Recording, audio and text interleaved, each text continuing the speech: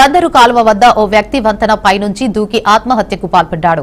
తాడిగడపకు చెందిన సుమారు 50 ఏళ్ల మనోహర్ అనే వ్యక్తి ప్రభుత్వ ఆసుపత్రికి వెళ్తుండగా అకస్మాత్తుగా బందరు కాలువ వంతెన వద్ద దూకాడు. ఘటనను గమనించిన స్థానికులు వెంటనే పోలీసులకు సమాచారం అందించారు.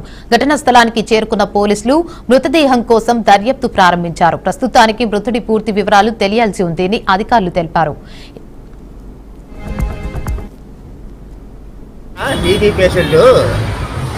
ఆరోగ్యం బాగాలేక చూపించుకోవడానికి వచ్చాడు.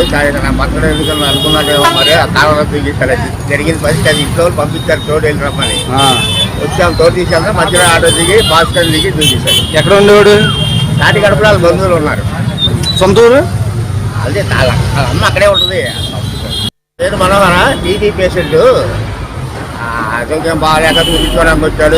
నా భర్త ఎందుకని అనుకున్నాడేమో మరి ఆ కాలంలో చూపించారు. జరిగిన పరిస్థితి అది ఇంట్లో పంపించారు తోడు వెళ్ళి రమ్మని. వచ్చాము తోడు తీసుకెళ్తా మధ్యలో ఆటో దిగి భాస్కర్ దిగి చూపించారు. ఎక్కడ ఉండేవాడు? నాటి గడపలో వాళ్ళ బంధువులు ఉన్నారు. సొంత ఊరు అదే అమ్మ అక్కడే ఉంటుంది.